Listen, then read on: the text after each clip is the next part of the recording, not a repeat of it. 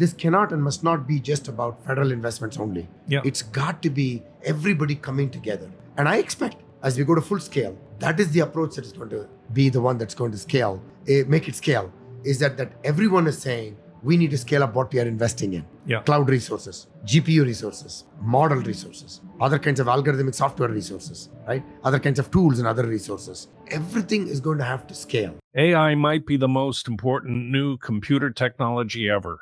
It's storming every industry and literally billions of dollars are being invested. So buckle up. The problem is that AI needs a lot of speed and processing power. So how do you compete without costs spiraling out of control? It's time to upgrade to the next generation of the cloud, Oracle Cloud Infrastructure, or OCI. OCI is a single platform for your infrastructure, database, application development, and AI needs. OCI has 4 to 8 times the bandwidth of other clouds, offers one consistent price instead of variable regional pricing, and of course, nobody does data better than Oracle. So now you can train your AI models at twice the speed and less than half the cost of other clouds. If you want to do more and spend less, like Uber, 8x8, and Databricks Mosaic, take a free test drive of OCI at oracle.com/eye on AI. That's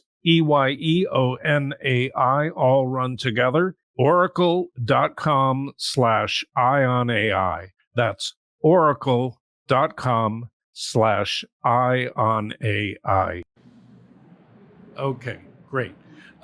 So, Dr. Panchranathan, I hope I'm pronouncing it correctly. Very close. Yes. I'm really delighted to have you here. And I wanted to talk to you specifically about AI, about how AI fits into the National Science Foundation's work, into the funding work that you do. But I thought maybe we would start by having you introduce yourself to listeners and tell us how you got to the National Science Foundation. I know your background, but listeners may not.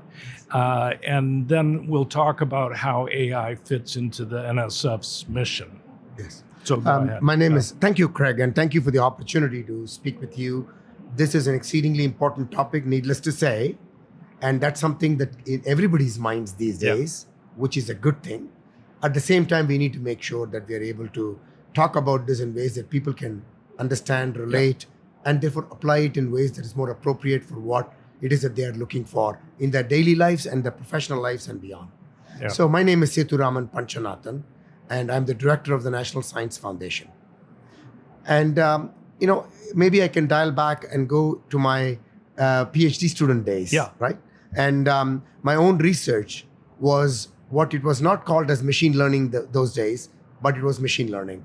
I worked in vector quantization, which was essentially about how do you get image or sub-images to be clustered and then find representative images so that you might use it for compressing images through vector quantization. So these concepts of clustering, labeling, training, all of these things were part of what I was engaged in quite extensively in terms of in test set training, without the test set being part of the training, all of these things that people talk about these days as part of what happens in machine learning and AI is something that I've seen firsthand. I'm now dating myself, late 80s, right? And then when neural networks were starting to become more prominent, and we worked a lot with those kinds of models. Okay. Then from then on, I became a faculty member in computer engineering, computer science engineering. I founded a Center for Cognitive Ubiquitous Computing, and this was in early 2000s, in terms of how do you look at AI, machine learning, multimedia, and various media assets to be able to look at how do we ensure that people with a range of abilities can have enriched lives, can excel in their performance, things of that nature, and most importantly, make opportunities available for everyone. And through that journey, I have seen amazing things happen. I initially worked with individuals who are blind and visually impaired, and the kinds of things that we were able to make happen because of their involvement, because of their engagement and design and ideas that they brought to fruition. And these were students who are blind and visually impaired that were engaged in, in mathematics and computer science and engineering and so on, coming and working in my research center, I saw through that amazing possibilities of what can be done with machine learning, AI, and multimedia, but even more importantly, what can happen when you provide opportunities to everyone, and that unleashes amazing possibilities, not only for them, but for everyone. And so that's the background I was sort of through the years and what I was engaged in. And in 2014, President Obama appointed me to the National Science Board. And before that, of course, and during that, I had the good fortune of securing a number of NSF grants of various types, single PI grants to NSF I-Core grant, to NSF IGERT grants, to NSF Major Research Instrumentation grants, to central level grants, to the NSF ITR, Information Technology Research Grant, and the National Research Training Grant. So you get a good sense of how NSF is, right? But when I came to the National Science Board, I got a view of NSF from a different perspective, which was highly enriching and rewarding for me. And so I did that for 6 years as part of my appointment. And then I got appointed by the president to become the director of NSF. And through this journey, I've also participated in national policy kind of frameworks like the National Advisory Council on Innovation and Entrepreneurship by the Secretary of Commerce. I was part of that. I chaired the Association of Public Land-Grant Universities Council on Research, which essentially was all the vice presidents of research and innovation, And so you were able to see various things through my own experiences at Arizona State University, where we did a lot of transdisciplinary institutes and schools and so on, and through my own research. And then through these engagements nationally, I was able to get a good idea of what is possible. And coming from a small state like Arizona, I got to see firsthand that when you make possibilities, for talent from a range of backgrounds across the socioeconomic demographic, across the rich diversity of our nation, across the geographic diversity of our nation, then amazing things can be, unleashed in terms of ideas and innovations. At the same time, I also saw firsthand that innovation is possible anywhere in context. Every region of our country has the possibility of finding that thing that makes it unique for that region, and that you're able to now unleash that innovation that then makes possible prosperity, economic security, national security, prosperity for everyone everywhere. So this is something that I found firsthand, and I cherished that a lot. So when I came to NSF, that was one of the things that I wanted to make sure that NSF, while it has been doing amazing things, can that become also a focal point for unleashing opportunities for everyone everywhere, unleashing innovation everywhere for everyone. So that has been something that I've been working on quite a bit. And AI is a great thread. Yeah, well, that's what I wanted to ask. So NSF is a funding organization, and I think your budget is this point is 10 billion or something. 9 billion this year, approaching 10 billion. Yes, right. And you the funding for AI from NSF is about a tenth of that. Is that right? Correct. 828 million just in FY 2023. Yeah, that's right. So how does the board decide how to allocate that funding? How do you decide how much to give to AI, how much to give to biotechnology, how much to give to whatever the other buckets are? And is the AI portion growing? Excellent question. So, as you know, NSF is a very unique agency. It is the agency responsible for unleashing fundamental basic research as well as applied research and translational activities, right?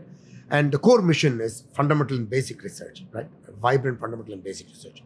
So when you look at all the inputs that you receive, from scientific community, we get decadal surveys, for example, that the astronomy community released recently, right? You get that kind of input that comes from the scientific community. You get, the advisory committees of the various directorates. I meet with them regularly, right? And then they tell us what are the kinds of things the scientific community is engaged in. What are the kinds of things that they're aspirationally looking forward to doing? And what does it mean in terms of needs out there, right? And then you look at the amazing amount of ideas that are constantly being sent to NSF.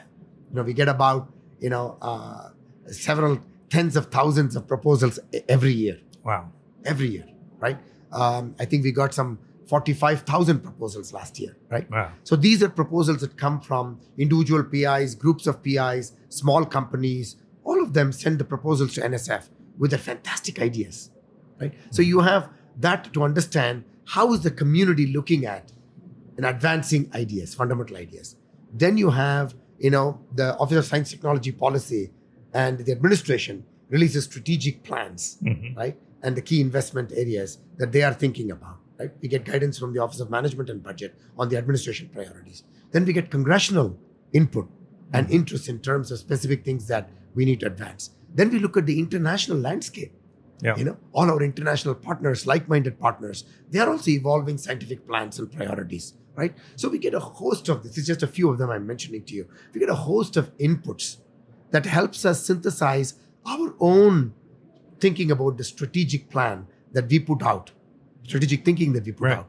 It is not only on an annual basis, but what we do with our National Science Board in terms of looking at 5-10 year kind of horizons. What are those kinds of things that we need to look at? Okay. And then when you look at all of these things, you then get a distilled understanding of the priorities. And I've got amazing leadership team, the individual assistant directors of the various directorates, and then their leadership teams. They all bubble up these amazing inputs also that comes up. And we sit together, we talk about it, we have retreats, and then we decide how we are going to allocate these resources, right, in a strategic way. Some of them are focused on those disciplinary kind of investments. Some of them increasingly are focused on transdisciplinary kind of investments. Now, AI, let me remind you that AI of today has been made possible by sustained investments by NSF for over 5 to 6 decades. Yeah. And I constantly remind people that even during AI winters, when people walked away, not sure where this is going, right? Should we invest or not?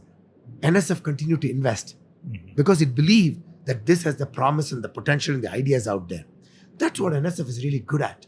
Sustaining these amazing ideas that then mature into what we see as of AI today.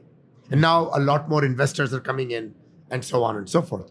So that's one of the unique facets of NSF. So when you talk about where we are with AI today, in the fiscal year 2023, we had about $828 million of investment in AI. And that's obviously going to grow with time. And we're also looking to the amazing interest, the bipartisan support in Congress now. You look at the Senate AI caucus, you look at the House AI caucus, you look at the Biden-Harris administration and President Biden's interest in ensuring that we are in the vanguard of AI progress. He put together this executive order last October, and which is very comprehensive, very visionary. And so you look at all facets of this. You see the interest in industry wanting to partner. Right? So I'm looking towards the future of these investments increasing because there is interest in wanting to do that. And I can give you many examples of that. And so based on what your questions are going to be, or I can talk about them. I just don't want to make these long so that you are not able to interrupt me and ask what you need to ask. Clearly, we invest heavily on core fundamental research, single PI proposals that come to NSF. Great ideas, machine learning, AI applications. And now, these days, you get people in geosciences, biosciences, mathematical, physical sciences, social behavioral economic sciences, education directorate, right? And every one of them, every directorate of NSF, folks are saying, how do I advance my disciplinary science by bringing the AI-ness in my discipline? And it does two things, right, Craig? It is not only that the disciplinary aspirations are advanced in a rapid manner, but I constantly remind people, it also brings the new problems that AI needs to solve, the AI community needs to solve, or new problems that machine learning and AI community need to solve, so that there can be more vibrant progress. Not only because of what a geo-directorate problem might have brought in, but that solution is going to be applicable to all of the directorates or all of the disciplines that is represented by the directorates. So that's the symbiotic nature of how we make progress. Okay. So I talked about the single PI kind of grants. The next conceptualization is what we call central level grants or institute level conceptualizations. What is it about? That's about bringing researchers from across disciplines and across institutions, across sectors, working together around applications, around basic research themes in AI. So we launched this concept of AI institutes in 3 years ago, in 2020, 2021. Now with 3 rounds of AI institutes. Thanks. On the AI institutes, we are having 3 rounds of institutes launched, 25 of them. They span the entire nation. 46 states are involved. But if you look at our AI investments in total from NSF, all 50 states are involved. I'm very proud of that. Yeah. Because the talent, ideas are democratized and they're everywhere. Yeah. And it's our responsibility to invest and inspire and make possible that talent, those talent and ideas. So these 25 AI institutes, NSF invests $300 million out of the $500 million in these 25 institutes. Each institute is $20 million scale. So 25 institutes, $500 million scale. The other $200 million is from our partners. You'll be interested to know that 5 of the AI institutes in agriculture are invested in by USDA's NIFA. And we're very thrilled by that. Yeah. Department of Transportation, Department of Homeland Security, NIH, DOE, NASA. Everybody is a partner. NIST. We have one AI institute, the NIST, which is focused on law, ethics, and society. Right? Yeah. So we're very excited by the fact that these partnerships from interagency and one of the AI Institute scale of investment was through a consortium of industry, Amazon, Microsoft, Google, Accenture. Yeah. Actually, I had a question about the institutes. Are those existing institutes that are receiving funding, or are you standing up institutes? And are the institutes physical locations, or are they networks of researchers across institutions? They have a physical footprint in the main institution that coordinates it. And then the partners do have footprints, smaller footprints. So it has got a physicality, but also a virtualness in terms of a network of people and network of institutions and entities working together. Yeah.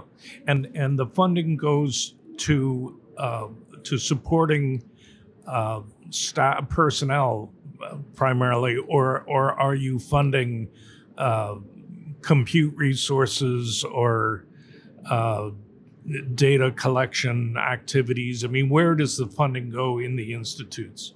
To all of the above. It depends on the particular project and what their needs are.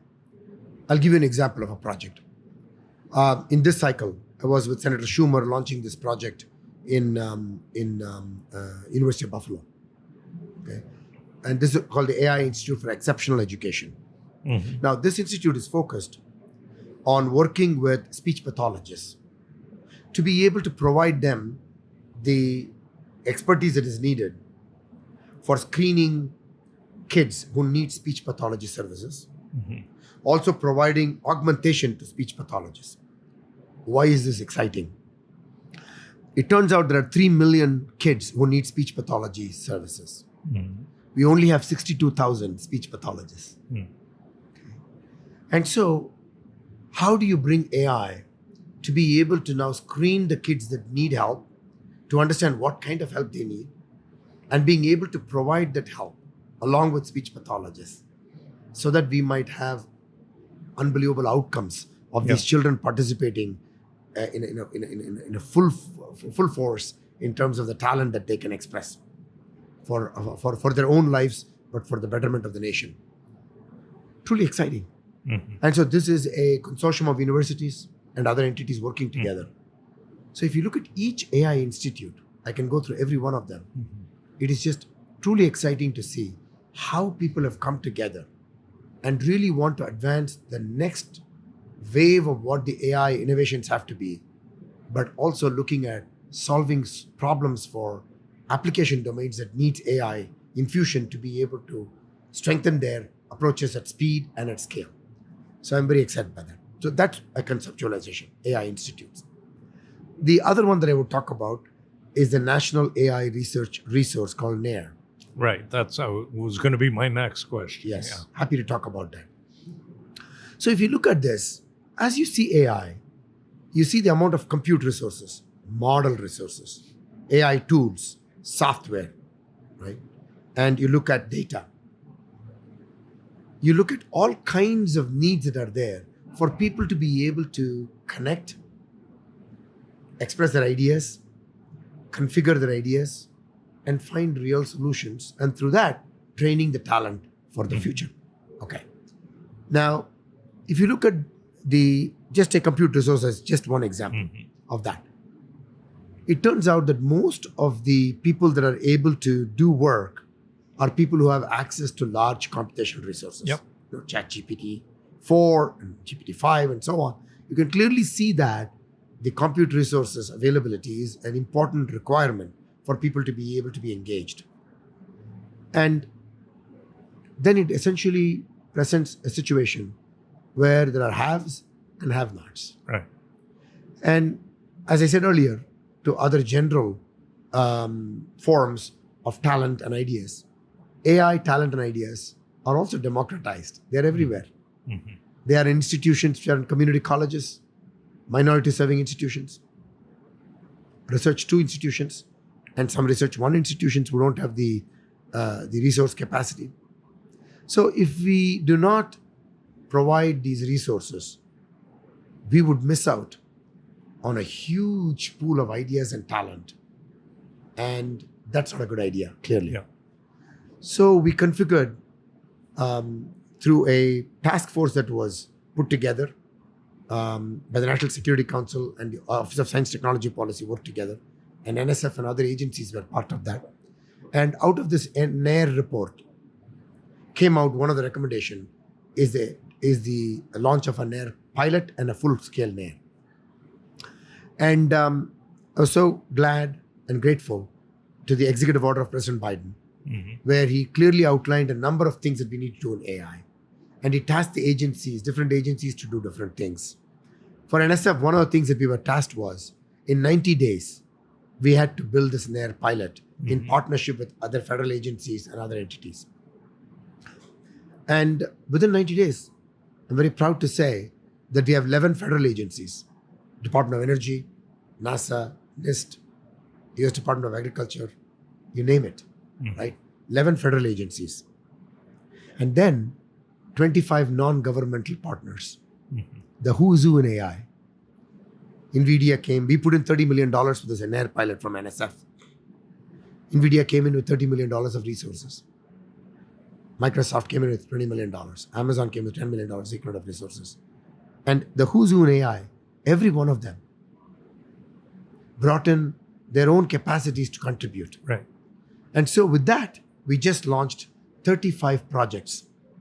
We launched this in the White House Office of Science Technology Policy event that happened in the White House on Monday. And some of them presented what they are doing. It's really transformative work that people are doing. And the access to these resources they were saying, is going to help them to move at speed and scale. That's the first thing. We've got 50 more such projects who have been reviewed positively, waiting for resources.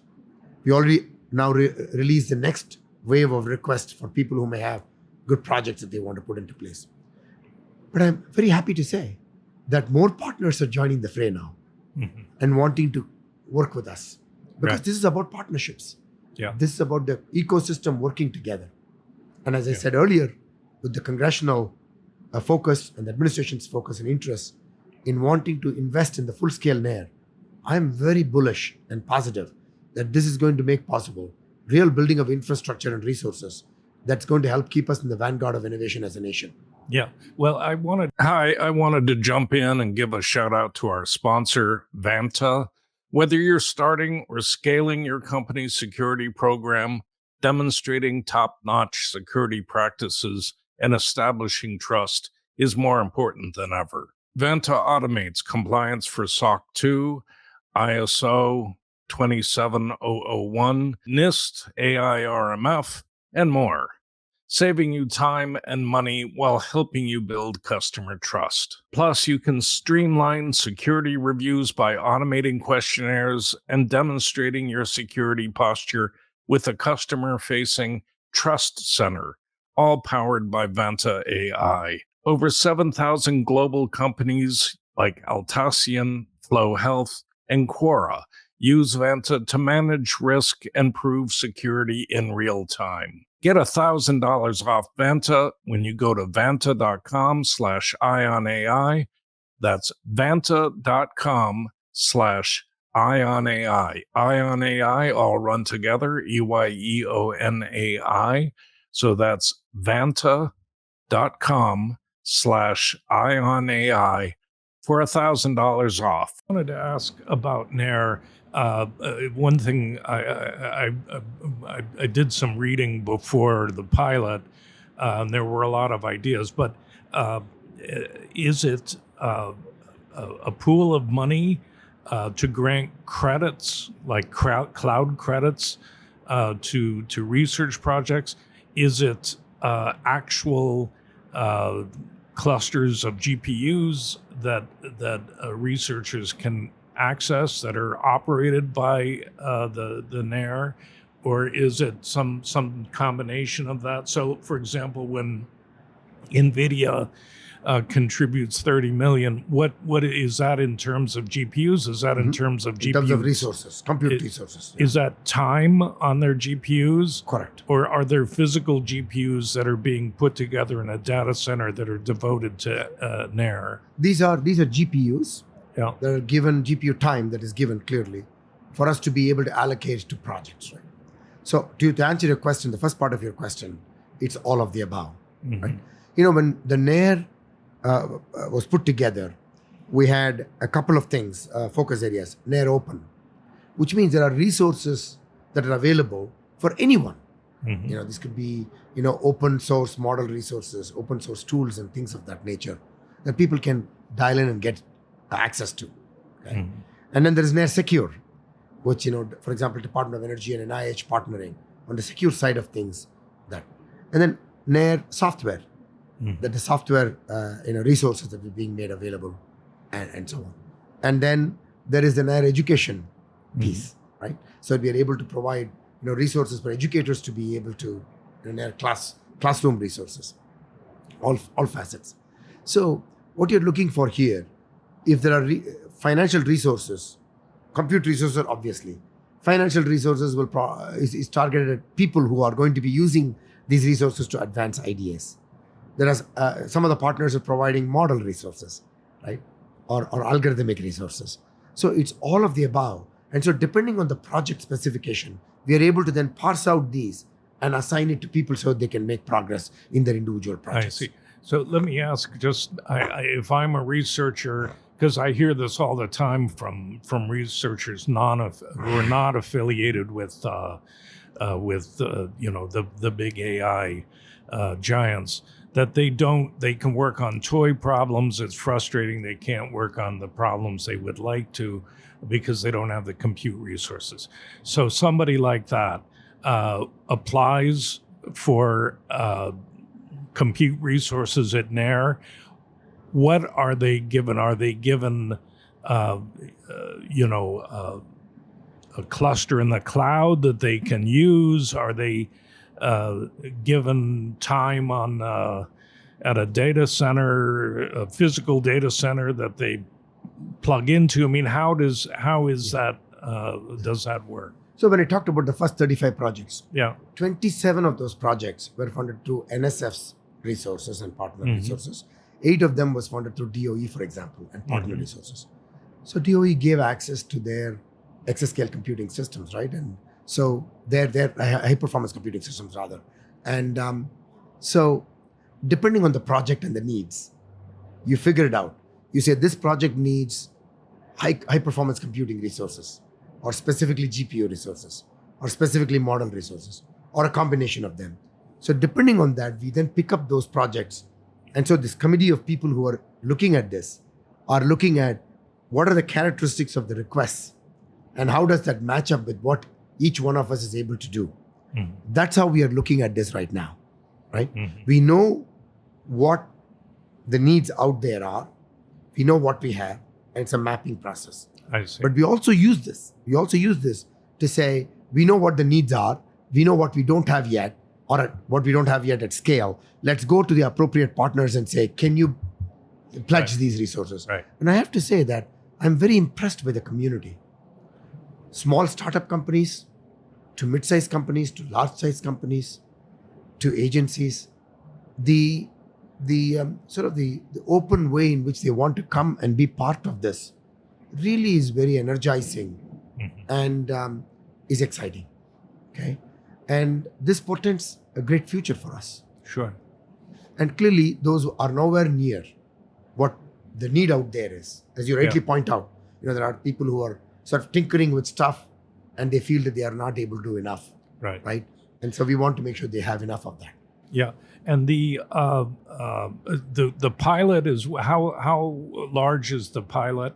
How many millions of dollars? So right now, because of the fact that we put in $30 million, and then there is this partner resources. I mean, I would safely say it's probably 3 times our investment, right? So the overall size of it. So that's where we are right now. But the way we are growing quickly, and it's going to be multiple more times of that. But as we get near resources allocated through new investments, that the congressional investments appropriations are made, then this is bound to scale very rapidly. Right. Right. And is there a goal? Is there a target that by 2030 you'll have $1 billion worth of compute resources in there, or 500 million, or some? Is there some number out there? Yeah. Craig, this field is growing so fast that whatever number we put there, Yeah. the needs will outpace. Yeah. So what we need to focus on is to say, are we configuring ourselves? You talked about $1 billion number. Yes, it's got to be $1 billion scale. Mhm. That's not a question at all. And how much more is going to depend upon not only what we get from the federal government as investments, clearly, but that's why I'm taking this approach, and we are taking this approach. This cannot and must not be just about federal investments only. Yeah. It's got to be everybody coming together. And what the NAIR pilot has shown, yes, we are able to do that with that kind of approach. And I expect as we go to full scale, that is the approach that is going to be the one that's going to scale, make it scale, is that everyone is saying we need to scale up what we are investing in. Yeah. Cloud resources, GPU resources, model resources, other kinds of algorithmic software resources, right? Other kinds of tools and other resources. Everything is going to have to scale. And I'm confident because people see this as from 2 perspectives, that they do get direct benefit by looking at what's happening here and what they can gain and glean from that. But more directly, the talent that is getting trained by this is what they need. So that I always say that when such a talent is trained in a very focused manner, a company does not have to spend time, upskilling them, retraining them, or training them as new graduates. They are ready to jump in and get the job done. That's right. That's how we want the workforce to be. Yeah. And we have a number of programs at NSF we're also building. Expand AI is one program where it is focused on minority serving institutions that don't have as much resources right now for their efforts in AI training. We are trying to make sure that curriculum in community colleges, because skilled technical workforce is of all types, of all kinds that we would need. It is not just one kind of expertise, PhD level researchers or graduate researchers. It's going to be undergraduate researchers, skilled technical workforce. Everybody has a role to play. And we need high school level, K to 12, a level of sensitization, building some level of awareness, expertise, literacy. All of that is important because now we are looking at the future where this is going to be not only pipelines of talent, but pathways of talent. Yeah. I have another question about AI within the NSF. So it's 10% of NSF resources roughly are going to AI. What is the biggest chunk? What bucket that you're funding beyond AI? And how much money is going into that? So, NSF has always been advancing scientific infrastructure. Very important because the scientific community can only do its work when the infrastructure is at the highest level of capacity. By infrastructure, I mean that we run the US Antarctic program. Mm-hmm. We have many telescopes that we fund and support.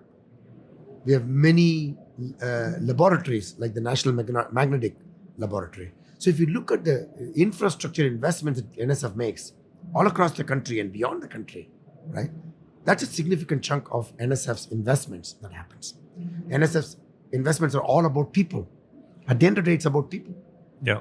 So if you look at our grants that we make, the grants is about people. It's supporting graduate students, postdoctoral fellows, even faculty time, right? So it's about the people investments in all areas of science and engineering. That's another thing unique about NSF. I said earlier, fundamental research, basic research, but it's all fields of science engineering, including social behavioral economic sciences, right? So it is about investing in all the disciplines, right? So you find that like AI, there is significant investments in quantum. Yeah. I mean, quantum 3 decades ago, we started putting a lot more investments in quantum technologies, of course, precede even that.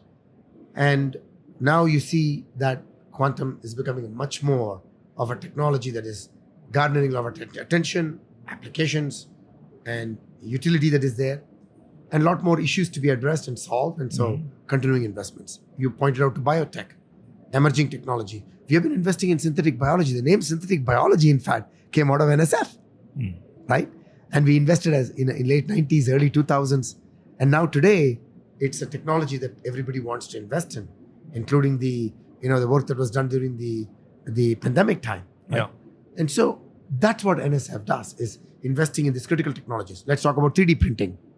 We invested in advanced manufacturing in the 70s.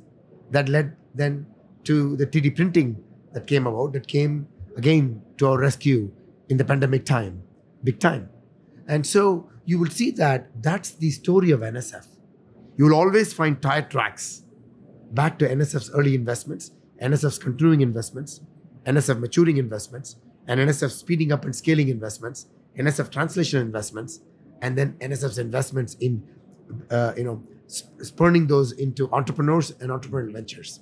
Yeah, but in terms of splitting up that $8 to $10 billion budget, do all of these buckets roughly get 10%, or is there one that you're putting 20% into? We don't look at it that way. See, annual budgeting cycles, as I said, we look at the strategic focus on all of this. Yeah. So we don't look at it as this percentage goes here, that percentage goes there. We look at what is the collective need across various scientific disciplines, or some group of scientific disciplines, or in a particular discipline. And then what are we hearing? What are the emerging ideas? What are the topics that we should be thinking about and investing in, not only for today and tomorrow, but 2 decades from now? So it's a constantly dynamic process of allocation. But if you look at it overall, of the $9 billion budget, the Mathematical Physical Sciences Directorate, which also has a few important infrastructure projects, about $1.5 billion. Our Computing Information Science Engineering Science Directorate is close to $1 billion. Our Engineering Directorate is about $800 million, right? And our Bio Directorate, about $800 million. We have a new Technology Innovation Partnerships Directorate that we launched, right? And so this year it'll have about $650, $700 million. So you'll see that all of these things we evaluate every year, but they are around in this area. So 10% here, because you have at least 10 different scientific directorates, if you want to look at it that way. So somewhere in the range, okay, because all of them are looking at advancing certain core ideas into the future. Yeah. So and Social Behavioral Economic Sciences Directorate, so I think these are things that our group of leaders and I work together, not just in time, but looking at them in a 5-year, 10-year picture, looking at them at a 1-year, 2-year picture. And I always say at NSF, there is at any point in time 3 budget years that we are thinking about. The budget year that we are in plays right now, the current year, current plan, budget year, right? Our budget years run from October 1 to September 30. So right now, we are in the fiscal year 24 budget. That is from October 1, 23 to September 30th, 24. At the same time, the president released the budget in his State of the Union speech just after that. And that was the FY25 budget, which we are working with Congress. I'm going to be doing some testimonies for that. And that is a budget that will be ready for October 1, 2024 to September 30, 2025. Yeah. At the same time, I'm working with my team right now, leadership team, preparing the sort of the priorities, the strategic thinking, what should we be focused on, so that we can get ready for the Office of Management Budget engagement towards the President's budget release next year for the FY 2026. Yeah. And working with the board on all of this. Our National Science Board is our partner in terms of making sure that all these 3 budget years is what we work with them on. So it's a constant work of making sure that we are keeping in the leading edge and the bleeding edge. Yeah, and you're getting all of this input from all these different parties, including, I think you said 45,000 grant proposals. Are you using AI to parse through all of that and see patterns and identify areas of particular interest, or is it still manual? So, we have to be thoughtful about how we deploy AI. We have a chief AI officer in our CIO's office, and she's looking at not just only proposal processing, but looking at every function of operations of NSF and see where there might be opportunities for us to leverage AI to find the appropriate deployment of those into this. We also work in alpha and beta partnerships with our partners outside to see what might that do to advance AI. My sort of approach here, and my colleagues' approach as a team, is as an agency, science agency and a technology agency, we should always be in the vanguard of seeing how we can deploy advanced technologies to benefit the operations of the agency. So that's the approach that we take. But we have to be thoughtful about this because, as you know, all of these things come with their own set of issues. And in these kinds of things, we also want to make sure we want to engage with the community. These are not just you do, particularly when you deal with proposals where people are sending proposals. We want to be transparent. We want to be engaging with them. We want to co-produce and co-create solutions that NSF deploys. So we're doing all of that at this point in time. Yeah. Have you looked at how other countries manage this? I mean, particularly China, who is pouring tremendous resources into AI and different biotech, different kinds of research. Do you see any similarities with what other countries are doing? The U.S. has always been a leader. People tend to copy what the U.S. does, but in what countries do you see as close followers of what the U.S. is doing in terms of structure and financing? Yeah. No, we work with all like-minded partners in the international sphere, right? In fact, we are hyper-partnering with our international partners who are like-minded. What do I mean by that? Those partners who share our values and aspirations of openness, transparency, reciprocity, research integrity, respect for intellectual property, all of that. So when partners have aligned core values and aspirations, then you can partner very effectively. Right. So we work with Canada, UK, UKRI. We work closely with Japan. We work closely with Australia. In AI, for example, we had a responsible ethical AI program that we worked closely with Australia, and we have Australian researchers and US researchers working together. With the Quad, India, Japan, Australia, and the United States, we are looking at AI for agriculture. How can AI for social good, right? So we work with our partners, and to answer your question, many of them, as you said, there is not a week where I don't have an international partner or a minister of science or head of an agency who comes to NSF. They want to partner. They also want to emulate what NSF does. Right. Because you're right, NSF is seen as a gold standard and a leader. And so we work on that kind of a partnership mode. And it's not always a partnership is about US, providing some, models or ideas. We also learn from our partners. So that's the way it should be. A partnership is about, give and take. So we see a lot of that happening these days. And all across the globe, there is interest in AI. Everybody's interested in watching what we are doing.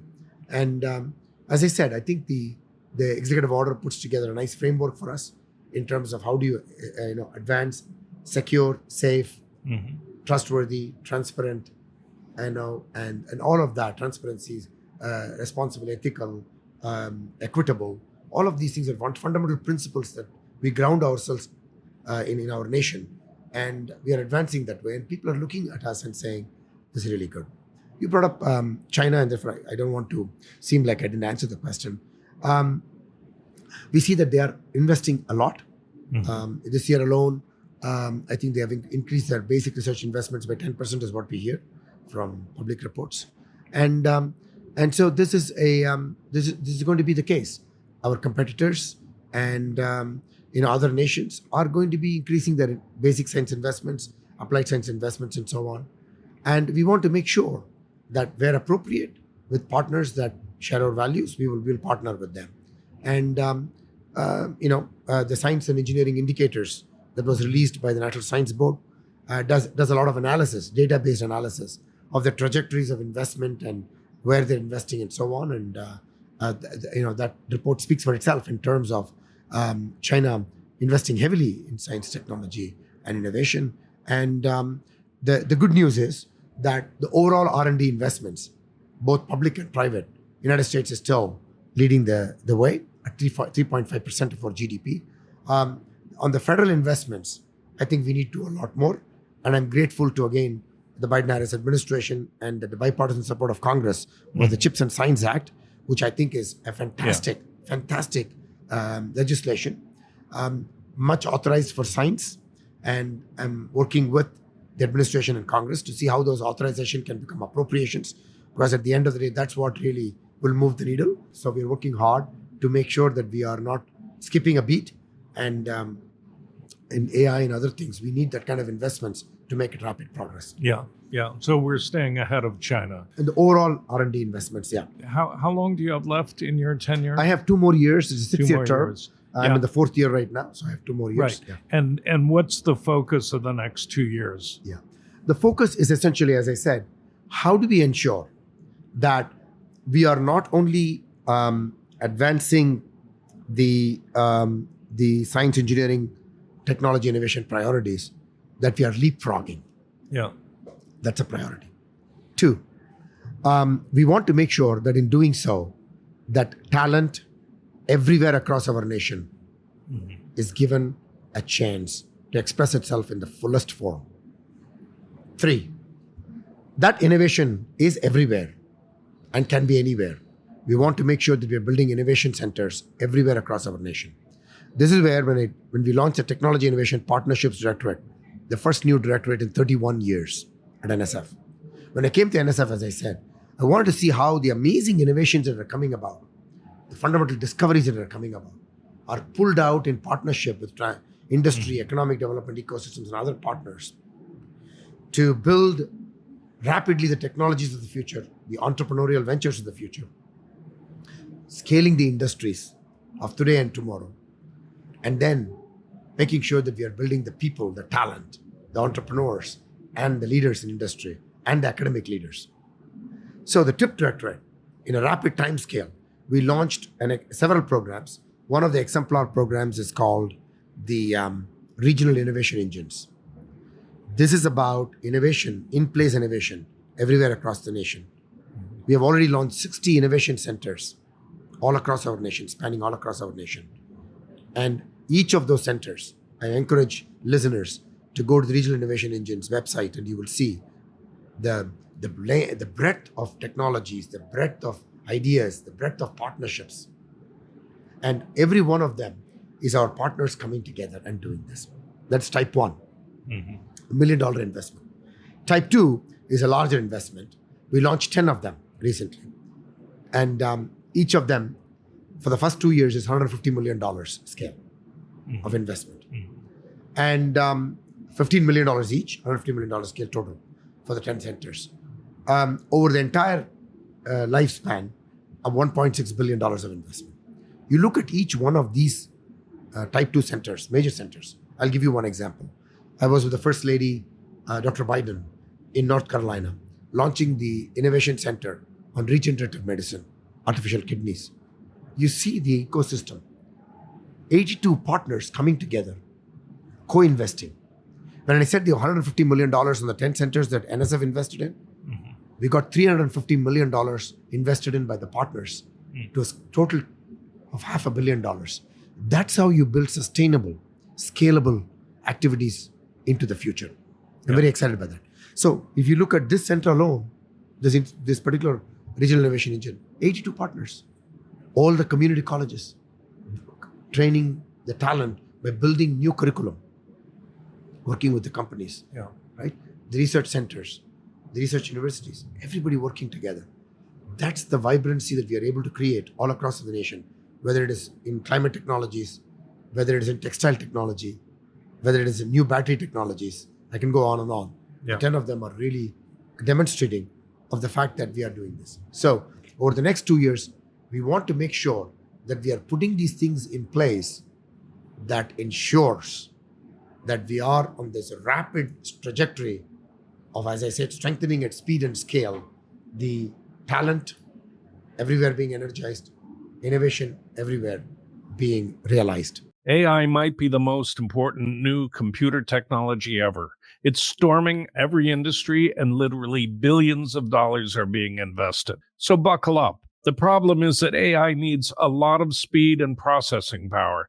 So how do you compete without costs spiraling out of control? It's time to upgrade to the next generation of the cloud, Oracle Cloud Infrastructure, or OCI. OCI is a single platform for your infrastructure, database, application development, and AI needs. OCI has 4 to 8 times the bandwidth of other clouds, offers one consistent price instead of variable regional pricing, and of course, nobody does data better than Oracle. So now you can train your AI models at twice the speed and less than half the cost of other clouds. If you want to do more and spend less, like Uber, 8x8, and Databricks Mosaic, take a free test drive of OCI at oracle.com/EYONAI. That's EYEONAI, all run together.